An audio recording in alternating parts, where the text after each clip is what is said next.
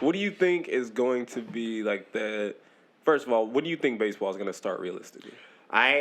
So what I was reading last night and early this morning was a lot of the teams are. It seems like they're half are going home. Yeah. They're sending players home, and half are staying there. So I have a feeling with the teams that are going home, they will tell the commissioner, like, hey, we need more time to prep again. It wasn't like we had the full spring training and all this. So realistically, if this whole everything stops for 2 weeks, does whatever it's supposed to do, if in 2 weeks they start back up, then I say they could probably start mid-April. Right. But if they don't start it until like the first week of April, second week of April, like, everything's back to normal, then May. And I was hearing that if the latest that they could possibly start the season is May 1st and still play. Well, that's keeping the integrity of 162 Still games. play a full 162. The only difference is there'll be a bunch of doubleheaders, and for people who were born, I guess, after the 70s and 80s, I believe that they always played doubleheaders. And that's how they got through their seasons pretty quickly.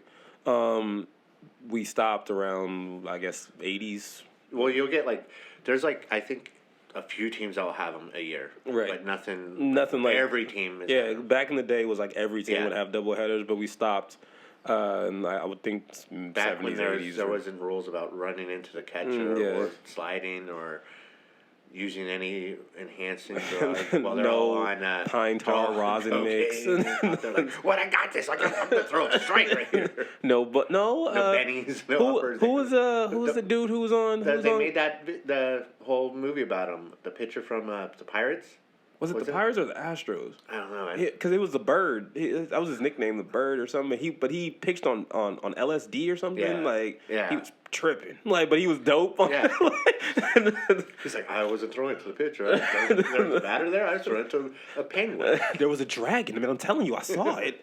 But they're saying that latest would be May 1st to play a full 162. However, I'm looking at this because realistically, we had 2 weeks to go in spring training, and teams were just starting to get down to doing their final cuts. Right. So at this point, I feel like it'd be kind of unfair because for people who are battling out for positions and roster spots, now you basically lose the momentum you had. Yeah. And then you got to start back up.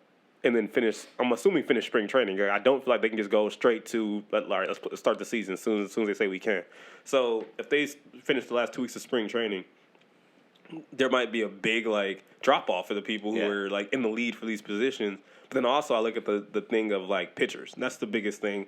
It's so hard for a pitcher to, and we see it, in rain delays. Yeah. When they start throwing and starts raining, then it gets delayed for an hour, 2 hours. Most pitchers don't even go back out there. Yeah. They're just all right, because they don't want to risk starting them back up again and hurting them. So this instance of, all right, all the pitchers who are still trying to get into their full stretched out body and be all right, I can go full 8 innings, 9 innings, whatever. We just started to have pitchers going to the fourth. Yeah. So now it's okay, they're going to stretch themselves out. But now, do you want to ramp them back up as soon as they go back? All right, now today you're gonna pitch 6 innings, or it's gonna be there's gonna be I'm scared. There's gonna be a lot of weird injuries. I know it. Well, and that's one thing that you mentioned injuries. So this actually helps the Yankees get healthy. They had everybody they was were getting injured. mowed down, man. And I was yes. So yeah, I know. I was finally. And now it's guess what? If you look at the timelines on their injuries, it's it's going to be a month recovery. Well, guess what? You're going to have at least 2 weeks. So. That's the good thing because I feel like all these teams had a bunch of if not key players that could be very very important to their runs. And as a baseball fan, I think it's only good for baseball if you have the stars or the team's best. I don't want to go out there and be who is this guy? Where'd you get your center fielder? Oh, we saw him at Walmart. He was trying to buy water and toilet paper, but it was gone. And but the speed he had down those aisles, I knew he could play center field. I knew it. Yeah, so when it comes to the actual starting the pitchers back up and things like that, I feel like that's my only concern when it comes to injuries. But like you said, we do have that period of we do have a lot of opportunities for people to recover from injuries, so that's a good thing. However, I feel like, and it's weird because even like during like playoff time, like when teams have that week off or whatever, it's weird stuff happens. Everyone's timing is gone and everything like that. And baseball is a timing and rhythm sport. It's very hard to just even if you're like some of the greatest players of all time, it's very hard to just come off your couch and be like, all right, get in the game, hit a bomb for me, please. Yeah. It's not like that. So a lot of these players are just getting their timing down, and now they have to basically restart all this. At least for the players who are leaving and going home. The players who are staying in Arizona. Trevor Bauer, which I don't want to give him credit, but I know he's like the spearhead of this. But you know what? I know what you're going to talk about. I'm sorry to interrupt real quick. He's owning this offseason. Yeah, I just want to say he's owning the offseason. He's because I know he's doing these little seminars on how to brand yourself.